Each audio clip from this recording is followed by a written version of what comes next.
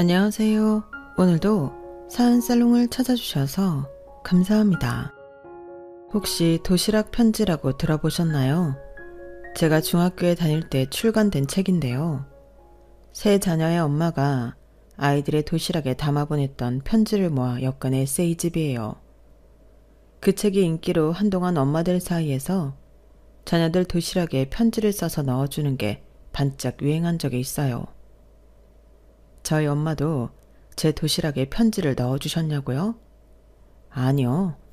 저희 엄마는 그 책의 존재조차 모르셨어요. 제게 5년 동안 편지를 써주신 분은 바로 저희 아빠였어요.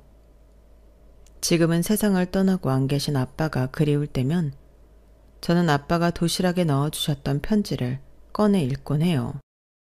메모지에 적힌 몇 줄 안 되는 편지였지만 문장 하나하나에 딸에 대한 사랑이 고스란히 묻어 있어서 읽을 때마다 눈시울이 뜨거워지곤 한답니다. 이렇듯 딸에 대한 사랑이 애틋했던 아빠가 저와 1년간 얼굴도 보지 않았던 일이 있었는데요.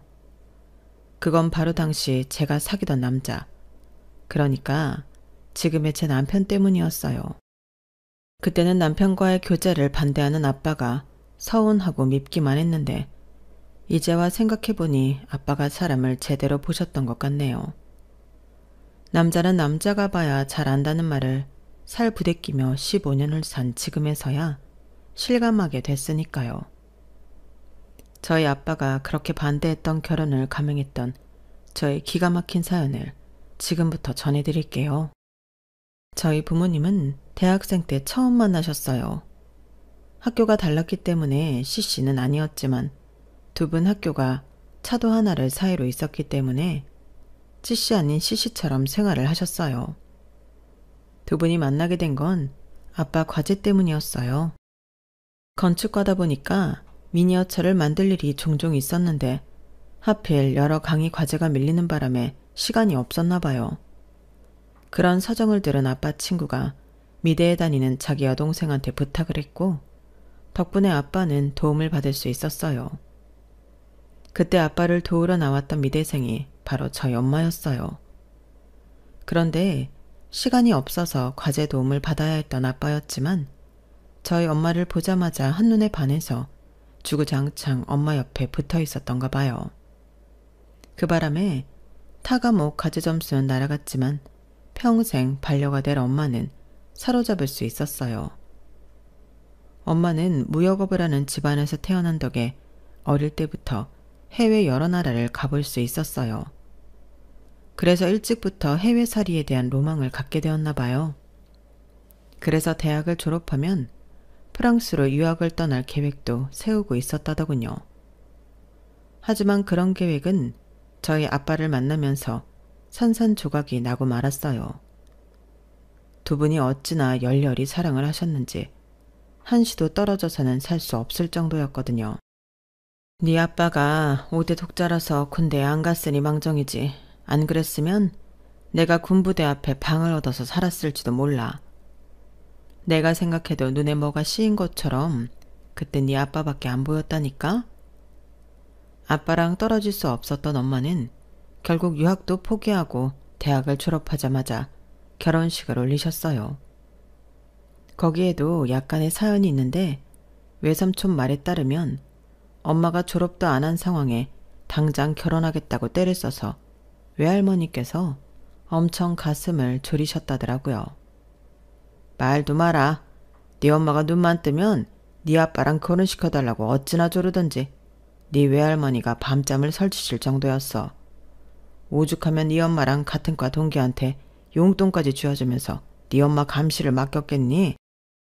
혹시라도 졸업도 하기 전에 애라도 생기지 않을까 노심초사였다니까? 그래도 네 아빠가 워낙 바른 사람이어서 그럴 일은 없었지만 하여간 네 엄마가 사람 여럿 힘들게 했잖니? 혹시나 막내딸이 남자랑 사랑의 도피를 하지 않을까 걱정하셨던 외할머니는 엄마 대학 졸업식 날이 되어서야 가슴을 쓸어내리셨대요. 왜 그러셨냐면 당시만 해도 엄마가 다니던 여대는 재학 중에 임신을 하면 퇴학 처리가 됐었거든요. 기껏 돈 들여서 명문대에 보내놨는데 남자 때문에 졸업도 못하면 어쩌나 걱정하셨던 거죠. 열정적인 엄마 성격에 졸업할 때까지 기다릴 수 있었던 건 외할머니의 감시도 아니고 대학 졸업장도 아닌 저희 외할아버지 때문이었어요. 유독 막내딸인 저희 엄마를 예뻐하셨던 외할아버지는 대학 졸업도 하기 전에 결혼식을 하겠다는 막내딸의 폭탄 선언에 한동안 식욕을 잃으실 정도였대요. 평소 식탐이 많던 외할아버지의 이런 모습에 엄마는 많이 놀랐던 모양이었어요. 그래서 외할아버지의 부탁대로 졸업 이후에 결혼할 것을 약속했고 그 약속을 지키셨던 거였죠. 그러니 애초에 외할머니께서는 걱정하실 필요가 없었던 거예요. 사업을 하던 외가와 달리 저희 친가는 교육자 집안이었어요. 할아버지께서는 대학 교수셨고 친할머니는 여고에서 교사 생활을 하시다가 이후 교편을 놓고 전업주부로 사신 분이셨어요. 생활에 어려움은 없는 집이었지만 그렇다고 저희 외가처럼 윤택한 생활을 하는 편은 아니었어요. 아빠가 대학생 시절에 학생들 과외를 하며 용돈벌이를 하셨을 정도니까요. 사는 형편만큼이나 집안 분위기도 무척 달랐는데 엄마 말에 따르면 일단 집 분위기가 절간 같았대요. 저희 친가에는 독자였던 저희 아빠 외에도 아빠보다 2살, 3살 어린 사촌 남매도 함께 살고 있었는데 온 가족이 약속이나 한 듯이 말수가 적었고 누구 하나 튀는 행동을 하는 사람이 없었다더군요. 처음 시댁에 인사를 드리러 갔던 엄마는 무거운 집안 분위기에 숨이 막힐 정도였다고 했어요. 그때 살짝 결혼이 걱정되긴 했었대요. 남편은 너무 마음에 드는데 집안 분위기를 생각하면 이런 집에서 어떻게 버텨낼까 걱정이 앞섰으니까요. 그런데 그건 걱정을 한 번에 날려준 건 얼마 뒤 아빠의 사촌남매를 밖에서 만나고 난 뒤였어요. 집에서는 그렇게 말수도 적고 행동도 조신하던 사람들이 어찌나 말도 재미있게 하고 잘 놀던지 이 사람들이 그때 그 사람들이 맞나 싶을 정도였대요. 특히 저희 엄마보다 2살 어린 사촌 여동생은 저희 엄마를 무척이나 따랐어요. 집안의 반대로 가정학과에 다니고 있었지만 원래 꿈은 가수였대요. 그래서 그런가 끼도 많고 가물을 무척 즐기는 편이었어요. 미대생 특유의 개방적이고 자유로운 분위기인 저희 엄마와는 찰떡궁합이었죠. 남편의 친여동생은 아니었지만 그래도 시댁에서 살고 있는 시댁 식구 중에 자신과 결이 맞는 사람이 있다는 건 엄마로서는 천군만마를 얻은 것 같았을 거예요. 그런데 따지고 보면 저희 아빠도 그렇게 과묵하고 대하기 어려운 사람은 아니었어요. 본가에서는 어땠는지 모르겠지만 밖에서는 저희 아빠가 사교성이 좋고 넉살도 좋은 편이라서 주변에 사람들이 많이 따르는 편이었거든요. 저희 외할머니는 사위의 이런 성격이 마음에 들어서 엄마가 아빠랑 싸웠다는 소리를 들으면 무조건 저희 아빠 편을 들어주시곤 했어요. 하지만 이렇게 성격 좋고 밝은 사람들이 저희 친할아버지와 친할머니 앞에만 서면 다들 조선시대 양반과 자식들처럼 굴어서 은근히 저희 엄마는 스트레스를 받았던 모양이었어요. 그리고 무엇보다 가장 큰 문제는 결혼과 동시에 자신이 아닌 한 남자의 아내, 그리고 한 집안의 며느리로만 존재하게 됐다는 거였어요. 엄마 스스로 자처했던 전업주부였지만 저를 낳고 육아와 살림에 치중하며 사는 동안 마음속에는 불면족의 시꺼기가 쌓여갔던 게 문제였죠. 그게 폭발한 건 제가 중학교 2학년에 올라가던 때였어요. 사춘기도 지나서 이제 어느 정도 엄마 손이 덜 필요한 나이가 되자 엄마는 그동안 참아왔던 자신의 욕망을 드러내기 시작하셨어요. 전업주부로 살면서 요리에 취미가 붙었던 엄마는 제대로 요리 공부를 하고 싶어진 거였어요. 미술학도로 프랑스 유학을 떠나려고 했던 꿈을 접은 대신 프랑스에 있는 유명 요리학교로 유학을 떠나겠다고 폭탄 선언을 하신 거였죠. 지난 16년 동안 내가 아닌 당신 안에 여진의 엄마로 살았어. 당신이 당신 이름을 걸고 사무실을 차리는 동안 나는 그림자처럼 이 집을 지키고 살았다고? 그러니까 이제 나한테도 내 인생을 살 기회를 줘. 나 그동안 이 집안에 헌신하며 살았잖아. 한 번뿐인 인생인데 나도 내 인생 살고 싶단 말이야. 더 늦기 전에 유학 떠나게 해줘. 어? 전조도 없이 한순간에 빵 터져버린 엄마의 유학 타령은 그날 이후 멈추지 않고 아빠를 괴롭혔어요. 심지어 외할머니와 외할아버지께서도 이 사실을 아시는 바람에 저희 외가도 시끄러워지고 말았죠. 얘, 너 지금 나이가 몇인데 유학을 가겠다는 거야. 김서방이랑 여진이는 어쩌고. 어떻게 된 게 나이를 먹어도 철이 안 드니? 내가 아주 너 때문에 심장이 나만하질 않아. 괜한 고집 부리지 말고 일찌감치 마음 접어. 김서방한테 잘못했다고 그러라고. 엄마는 왜 내 말은 듣지도 않고 하지 말라는 소리부터 해. 사람은 누구나 똑같아. 한 번 살고 나면 다음은 없다고. 내 인생이야. 나도 나를 위해 살 권리가 있는 거라고. 16년 동안 헌신했으면 적어도 몇 년은 내 꿈 펼치며 살아도 되는 거잖아. 그래야 나도 내 인생에 후회가 없지. 아유, 그러게 진작에 유학 갔으면 됐지. 뭐하러 결혼을 일찍 해서 이 난리야. 다 네가 택한 길이니까 네가 책임져야지. 어떻게 네가 하고 싶은 거 다 하고 살려들어. 잘만 말고 유학 얘긴 여기서 끝내. 외할머니께서는 누구보다 반대를 하셨어요. 외할아버지께서는 외할머니 눈치를 보시느라 선뜻 나서지는 못하셨지만 엄마가 기어이 유학을 떠난다면 유학 자금은 당신이 내주시겠다고 하셨어요. 그러자 아빠가 단칼에 거절을 했지만요. 장인어른, 그건 안 될 말씀이십니다. 제 아내예요. 유학을 보내든 살림을 살게 하든 제 돈으로 하게 할 겁니다. 그리고 마침 장인 장모님께서 이 자리에 계시니까 확실히 말씀드리겠습니다. 저는 제 아내의 꿈을 지지해 줄 겁니다. 여진의 엄마가 아니라 강혜정으로 살 수 있게 뒷바라지 할 생각이에요. 이 사람 말대로 지난 16년 동안 저도 여진이도 이 사람의 헌신 속에 살았으니 이제는 받은 만큼 돌려줘야죠. 여보, 여진이는 내가 잘 키우고 있을 테니까 당신은 하고 싶은 공부 실컷 하고 돌아와. 대신 딱 한 가지만 약속해줘. 언제가 됐든 당신이 돌아올 것은 나랑 여진이 품이라는 건 절대 잊으면 안 돼. 그날 아빠의 결정 덕분에 엄마는 뒤늦게 꿈을 이루러 유학을 떠날 수 있었어요.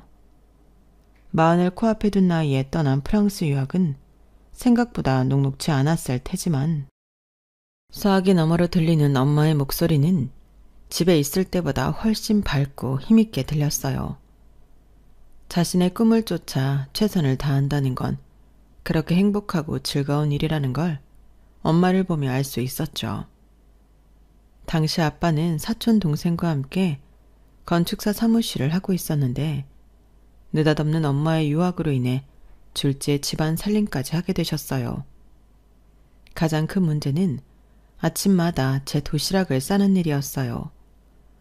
밥은 밥통에 하고 반찬은 시장에서 사온 밑반찬을 도시락통에 담는 것뿐인데도 아빠는 무척이나 서투셨거든요.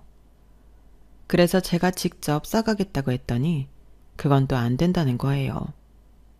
보다 못한 외할머니가 나서서 외가에서 오래 일해오신 가정부 아주머니를 저희 집에 보내주셨고 처음엔 거절을 하던 아빠도 결국엔 외할머니의 설득에 넘어가고 말았어요. 자네를 위해서 그러는 게 아니야. 우리 여진이 때문에 그러는 거지. 한창 잘 먹고 잘 커야 할 나이 아닌가? 그러니 살림은 봉천댁한테 맡기고 자네는 자네가 할 일이나 하게. 내 딸 유학비 되려면 자네도 등골이 휠 거 아닌가. 그럼 내 말대로 하는 걸로 알고 내일 아침부터 봉천댁을 그리로 보내겠네. 다른 것도 아니고 손녀딸 걱정에 그러신다는 말씀에 아빠는 더는 고집을 부릴 수가 없었어요. 하지만 자신이 아닌 다른 사람의 손을 빌어 딸아이 도시락을 싸는 게 마음에 걸려서 그랬을까요? 아빠는 매일 아침 제 도시락 가방에 쪽지를 넣어주셨어요. 이름하야 도시락 편지였죠. 고작 몇 줄짜리 짧은 글이었지만 점심시간마다 도시락 가방을 열 때면 그렇게 설레더라고요. 친구들 몰래 아빠의 편지를 교복 주머니에 숨기고는 책상 밑에서 슬쩍슬쩍 읽곤 했는데 아직도 제 중고등학생 시절을 떠올릴 때면 아빠의 도시락 편지가 떠오를 정도로 제 뇌리엔 강하게 박혀 있어요. 정작 어떤 내용이었는지 기억도 안 나면서 말이죠. 엄마가 프랑스 유학을 마치기까지는 5년이 걸렸어요. 물론 중간에 방학을 맞아 엄마가 한국에 들어오시기도 하고 아빠랑 제가 프랑스로 건너가서 엄마와 함께 여름 휴가와 크리스마스를 함께 보내기도 했지만 우리 가족이 온전히 다시 모여 살게 된 건 제가 대학에 입학하던 해였어요.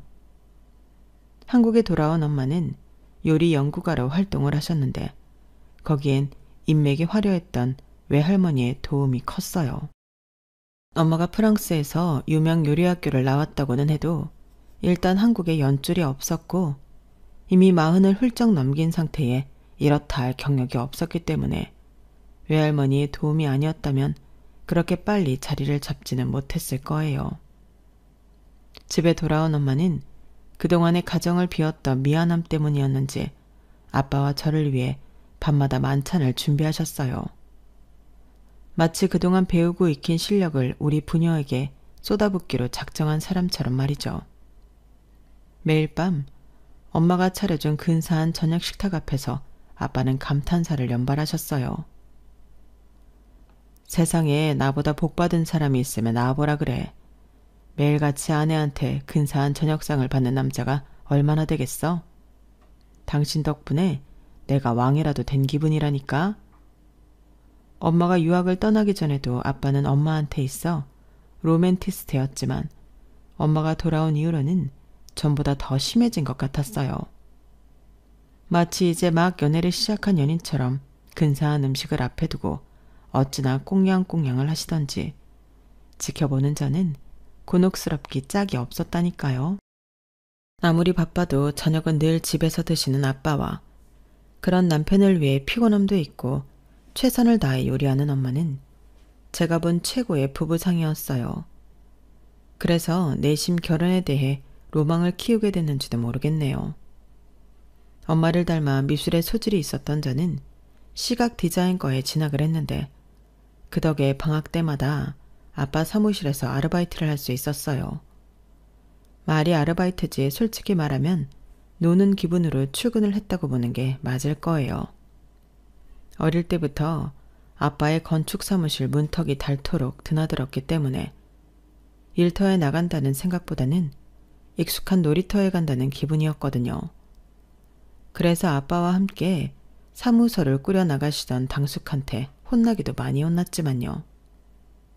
그 모습을 본 아빠가 하루는 그러시더라고요. 여진이 너 그런 식으로 일할 거면 앞으로 사무실에 나오지 마라. 여긴 네 놀이터가 아니야. 딸로 올 때면 몰라도 월급을 받기로 한 이상 너도 마음가짐을 달리해야 할 거 아니니. 내가 집에서는 네 아빠지만 적어도 일터에선 직장 상사라는 걸 명심해. 내 사무실에서 건들거리고 놀고 먹으라는 건 절대 용서 못하니까. 그게 싫으면 네가 나가. 여기 있는 사람들도 마찬가지야. 앞으로 여지를 내 딸로 대접하는 사람이 있으면 당장 해보니까 알아서들 해. 난생 처음 겪는 아빠의 불호령에 서운하기도 하고 한편으로는 쥐구멍이라도 숨고 싶은 심정이었어요. 그래서 꼬랑지를 팍 내리고 다른 직원들처럼 진지하게 일을 배워나갔어요. 사무실 직원들도 저를 전과는 달리 깍듯하게 아르바이트생으로 대접해 주었고요. 그러다 보니 방학이 끝나고 아르바이트를 그만둔 뒤에도 아빠 사무실에만 가면 직원 모드로 변하게 되더라고요. 그래서 약간의 오해가 생기기도 했지만요. 대학교 3학년 여름방학이 돼서 어김없이 아빠 사무실에 나가 아르바이트를 하게 되었는데 그 사이 못 보던 사람이 하나 있더라고요. 바로 제 남편이었죠. 신입이었던 남편은 아직 사무실 분위기에 어울리지 못하고 겉도는 느낌이었어요. 그래서인지 정직원들보다는 저와 함께 어울리는 시간이 많았는데 그러다 보니 둘이서 아빠 뒷담화도 나누고 과중한 업무에 대한 불만도 서로 나누곤 했어요. 제가 대표 딸이라는 걸 몰랐기 때문에 가능한 일이었죠. 솔직히 그래서 더 저는 재미있더라고요. 대표 딸 앞에서 자기 상사 욕을 하는 남편이 귀엽기도 하고 은근히 스릴이 넘쳤거든요. 그렇게 아르바이트 기간 내내 남편과 둘이 붙어 다녔더니 어느새 사무실에는 우리가 사귄다는 소문까지 퍼졌던지 하루는 아빠가 저를 따로 부르셨어요. 너 이 녀석 유상준이랑 사귀기라도 하는 거야? 뭐? 누가 그래? 말도 안 되는 소리를. 그런데 아빠, 아니 대표님, 여긴 회사거든요. 아르바이트생 사생활까지 참견하시는 건 좀 그렇네요. 이 녀석이 사무실에 소문이 쫙 퍼졌어. 니들 둘이 퇴근도 같이 한다고. 다른 사람이면 몰라도 상준이 걔는 안 돼. 그러니까 혹시라도 마음이 있다면 일찌감치 접어. 그때까지만 해도 호감만 느낄 뿐이었지 사귀는 사이까지는 아니었지만 아빠가 남편을 콕 찍어서 이 사람은 안 된다고 하시니까 묘하게 반항심이 생기더라고요. 그래서 괜히 곤조를 부렸어요. 일부러 더 남편과 붙어 다니고 아빠가 볼 때면 더 친한 척 연기도 하고 말이죠. 그런데 그런 제 행동에 남편이 아빠보다 먼저 반응을 보이지 뭐해요. 하루는 퇴근 후에 같이 저녁을 먹자고 하더니 글쎄 고백을 하더라고요. 저랑 사귀자고 말이에요. 물론 저도 남편한테 마음이 있긴 했지만 아빠의 반대가 내심 걸리긴 했어요. 그래서 선뜻 대답을 하지 못하겠더라고요. 그런데 다음날 아빠가 직원들 앞에서 공개적으로 남편을 혼내시는 걸 본 거예요. 별것도 아닌 일이었는데 불같이 화를 내시며 인신공격까지 하시더라고요. 지금까지 봐왔던 아빠와는 달리 너무도 옹졸한 모습이어서 순간 반항심이 샘솟았어요. 그래서 그날 퇴근길에 남편한테 사귀자고 말해버렸지 뭐예요. 그때는 남편이 나 때문에 우리 아빠한테 괴롭힘을 당한다고 생각했기 때문에 이런 식으로라도 보상을 해주고 싶었어요. 아빠한테는 일종의 복수를 한 셈이었죠.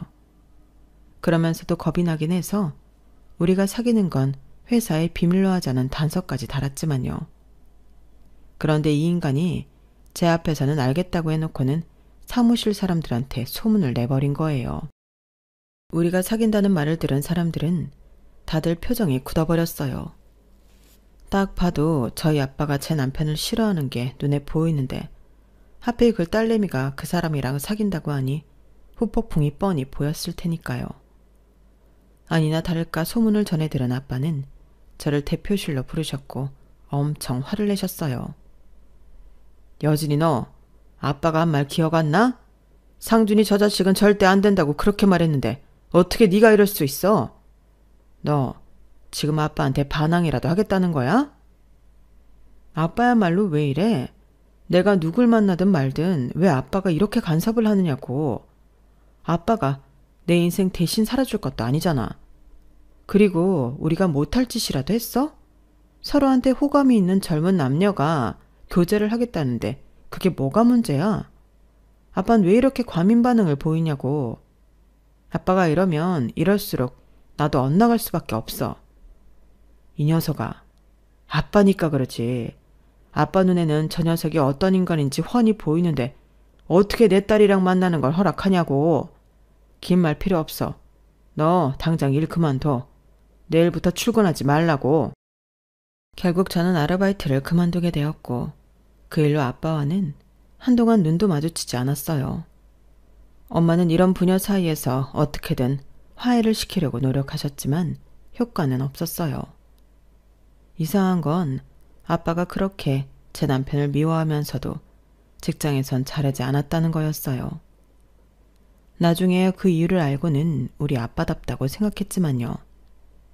아빠는 제 남편이 못마땅했지만 그래도 밑에 데리고 있었던 건 그렇게라도 해야 아빠가 우리 둘 사이를 감시할 수도 있고 상황에 따라서는 과중한 업무를 부여해 만날 시간을 주지 않으려고 그러셨던 거예요.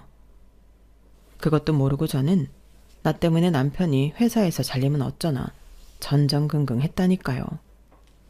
그런데 사람 마음이 참 이상하죠. 만나지 말라고 하니까 더 더 우리 둘 사이가 애틋해지더라고요. 로미오와 줄리엣이 왜 그렇게 애틋한 사랑을 했는지 그제야 이해가 가더라니까요. 뒤늦게 제가 대표 딸이라는 걸 안 남편은 저만큼이나 회사에서 잘리지 않을까 걱정을 했어요. 당시 남편 상황에서는 회사에서 쫓겨나는 것만큼 큰 타격은 없었거든요. 홀어머니 밑에서 자라온 남편은 집에서 외아들이자 집안의 가장이었으니 당연한 일이었죠. 저희 어머님이 좀 남다른 분이시라서 돈 문제가 좀 복잡한 분이셨는데 그래서 남편 월급의 대부분을 어머님 빚 갚는 데 사용하고 있었어요. 그런데 취업도 힘든 시기에 직장에서 쫓겨나면 당장 먹고 사는 것부터 빚을 갚는 것까지 모든 게 다 문제였어요. 그러니 어떻게든 회사에 붙어 있으려고 안간힘을 쓸 수밖에요. 어쩌면 그래서 더 남편이 결혼을 서둘렀는지도 모르겠네요.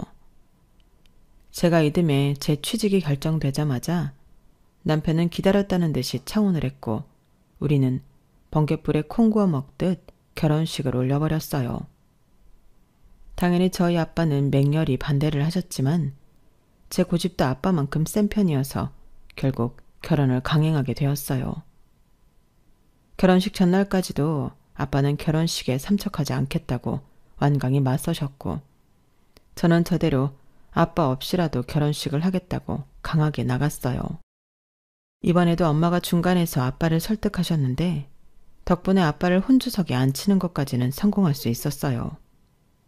하지만 결혼을 하고도 1년 가까이 아빠는 저희 부부를 보지 않으셨어요. 그리고 결혼식이 끝나고 얼마 지나지 않아 제 남편을 회사에서 쫓아내셨어요. 그러면서 남편한테 이렇게 말씀하셨어요. 네 힘으로 성공하면 그때 널 인정하마. 그러니 내 회사에서 나가라. 하루아침에 장인한테 쫓겨난 남편은 한동안 일자리를 찾느라 고생을 했지만 그래도 결국엔 작은 업체에 취직을 할 수 있었어요. 저희 아빠 사무실에 비하면 별거 아닌 곳이었지만 그래도 그때는 그마저도 다행이다 싶더라고요. 아빠 몰래 엄마가 주신 돈으로 신혼집을 구하고 우리가 가진 돈으로 살림을 마련하다 보니 신혼집 꼴이 말이 아니었어요. 시댁에서 도움을 받기는커녕 남편의 월급조차 어머님 생활비로 보내드려야 해서 시작부터가 제가 꿈꾸던 신혼과는 전혀 다른 결혼 생활이 시작했어요. 제 월급은 고스란히 생활비로 다 들어가 버렸고 남편은 결혼한 이후로도 어머님 빚과 생활비를 챙겨야 해서 살림은 좀처럼 나아질 기미를 보이지 않았어요. 거기다 아빠마저 저와 연락을 끊으셔서 저는 결혼으로 정말 많은 걸 잃어야 했어요. 아빠가 저희 부부를 받아준 건 그 후로 1년이나 더 지나서였어요.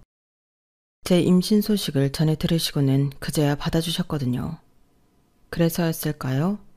남들은 아이를 출산하면 그렇게 엄마 생각이 난다고 그러더니 저는 오히려 아빠 생각이 더 나더라고요. 제가 아빠 가슴에 못줄을 했다는 사실에 그렇게 미안할 수가 없었어요. 아직도 출산을 하고 기진맥진이 된 저를 말없이 안아주시던 아빠의 모습은 지금도 잊을 수가 없어요.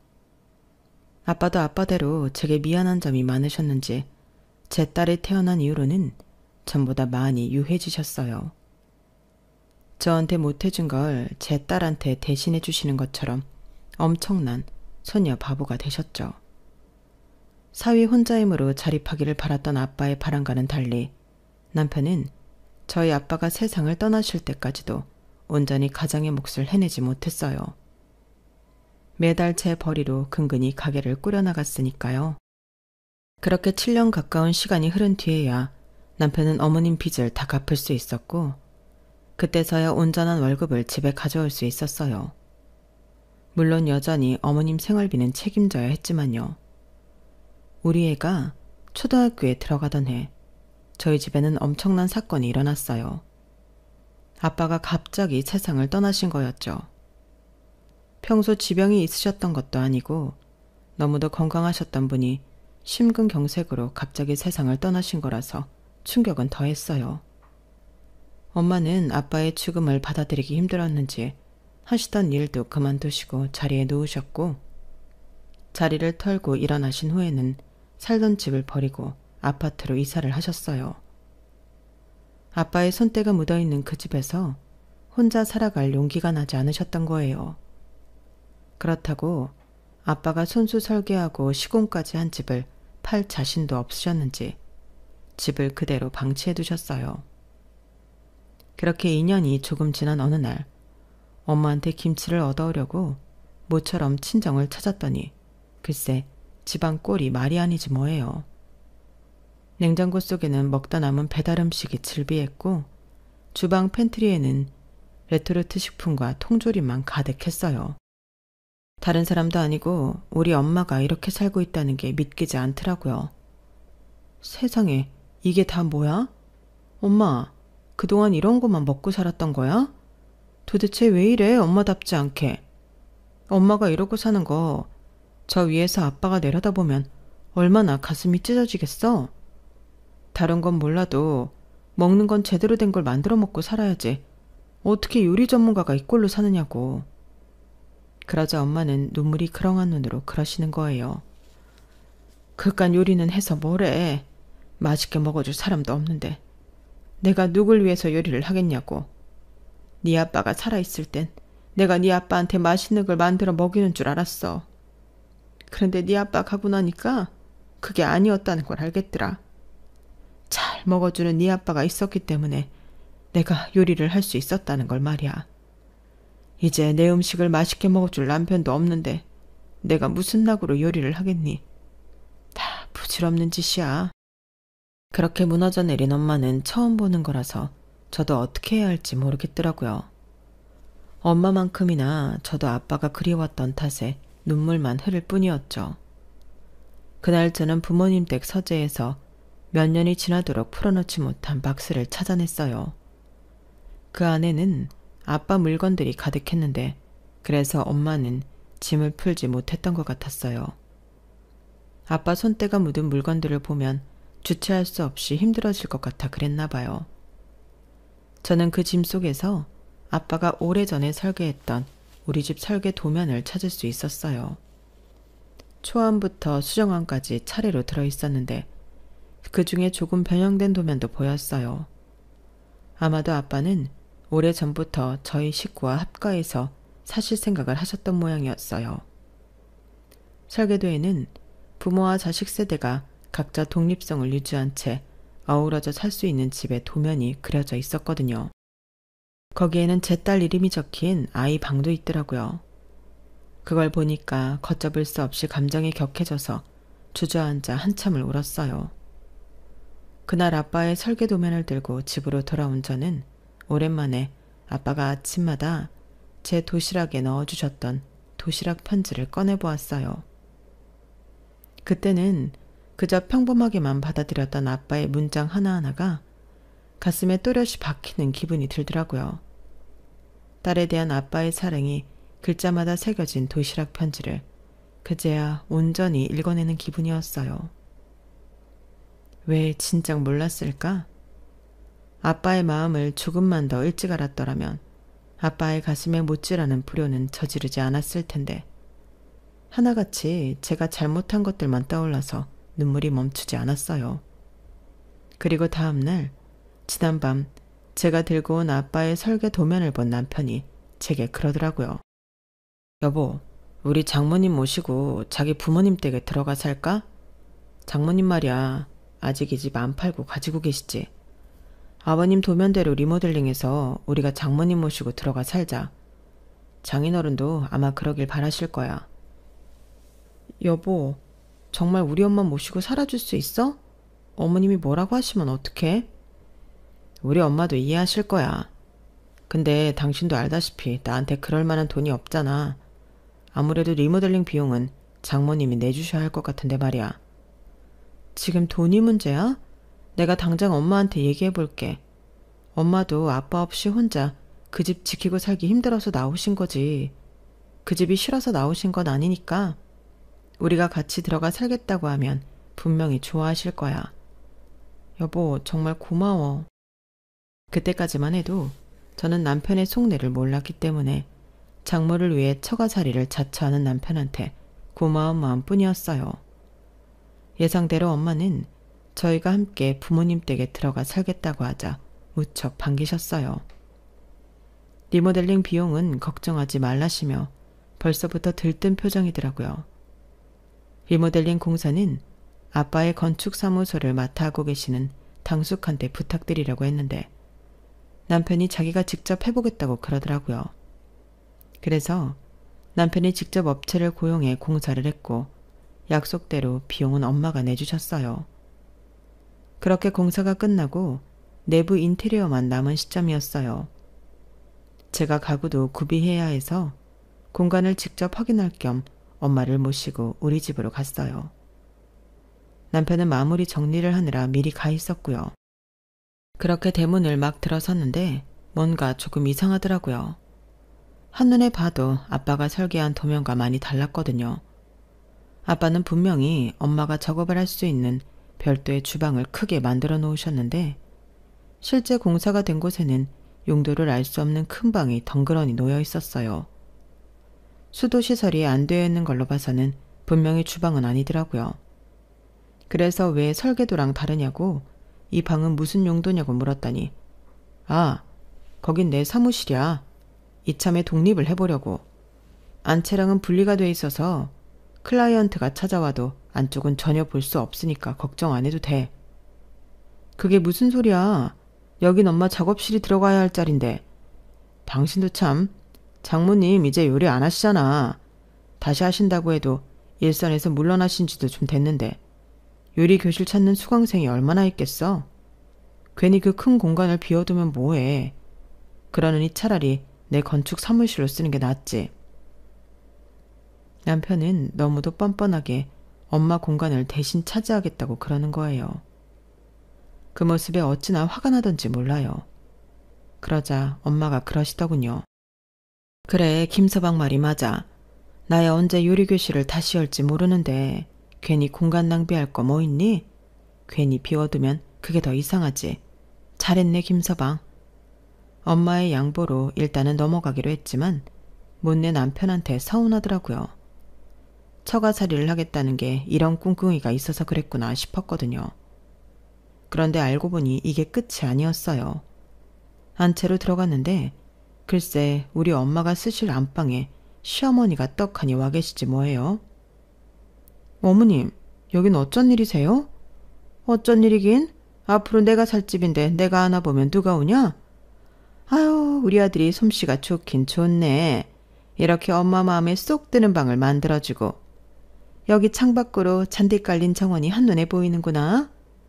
우리 아들이 잔디 깔린 마당 있는 집에서 살아보고 싶다고 그렇게 노래는 하더니 그 꿈을 이뤘어. 이제 죽어도 여한이 없다. 그 말에 황당해서 남편을 쳐다봤더니 남편이 제 눈을 피하면서 그러지 뭐예요. 장모님 모시고 살면서 우리 엄마만 혼자 둘 수는 없잖아. 당신 부모가 소중하면 내 부모도 소중한 거니까. 그래서 우리 엄마도 같이 살자고 그랬어. 집에 방도 많은데 뭐가 문제겠어. 안 그렇습니까, 장모님? 남편은 이번에도 자기를 도와달라는 식으로 저희 엄마한테 동조를 구했어요. 그런데 이번에는 우리 엄마가 순순히 넘어가주지 않으셨죠. 자네 학교 다닐 때 수학 공부는 안 하고 살았나? 건축학과를 넣은 사람이 수계산을 못할 리는 없을 텐데 왜 이리 계산을 못해? 이 집에 자네 지분이 얼마나 된다고 생각하나? 애초에 지분이 있기는 한 건가? 내 집에 내 돈 들여 리모델링을 했는데 왜 자네 어머니한테 내가 안방을 내줘야 하단 말이야? 내 작업실도 자네가 가져가고 내 방까지 자네 어머니가 가져가면 나는 돈만 내고 자네 모자 호강하는 거 지켜만 보란 소린가? 어디서 이렇게 뻔뻔하게 굴어? 결혼할 때도 돈 없다고 징징거려서 내가 집까지 해줬더니 이젠 내 집마저 뺏겠다 이건가? 자네 눈엔 내가 호구로 보이느냔 말이야. 그리고 사돈. 젊은 애야 철이 없어 그런다 치지만 사돈은 나이도 자실만큼 자신 분이 왜 이렇게 사리분별을 못하십니까? 사돈이 니꺼 내꺼 구분 못하시니 자식인 김서방이 이렇게 강도짓을 서슴치 않고 하는 거 아니겠어요? 툭 하면 자식한테 없다 소리 하지 말고 니꺼 내꺼 구분하는 것부터 배우도록 하세요. 여진아, 나 니들이랑 합가 안 할란다. 그리고 너도 저런 놈한테 더는 등골 빼먹히지 말고 이참에 갈라서라. 지금 봐도 아닌 놈은 평생을 함께 살아도 절대 아닌 거야. 이래서 네 아빠가 네 결혼을 그렇게 반대했던 모양이다. 저놈 싹수를 진작에 본 거지. 아니 사돈, 무슨 말을 그렇게 해요? 내 아들이 어때서요? 공부 잘해서 대학도 좋은 데 나왔지. 인물 훤칠하지. 능력 있지. 뭐 하나 빠지는 게 없는데 당신이 왜 내 아들을 무시하냐고요?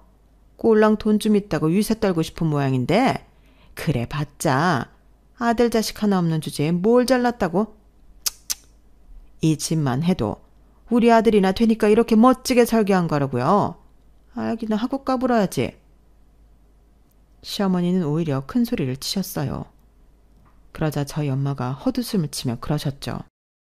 이 집 설계가 잘 된 건 용케도 알아보시네요. 맞아요. 내가 봐도 설계 하나는 기가 막히게 했네요. 왠지 알아요? 이거 우리 남편이 한 거거든요. 대개 아들은 이렇게 기막힌 설계도면은 죽었다 깨어나도 못 뽑는답니다. 그러니 우리 남편이 회사에서도 내쫓았죠. 내 남편이 설계한 내 집 구경 잘 하셨으면 이제 대개 아들 데리고 나가주세요.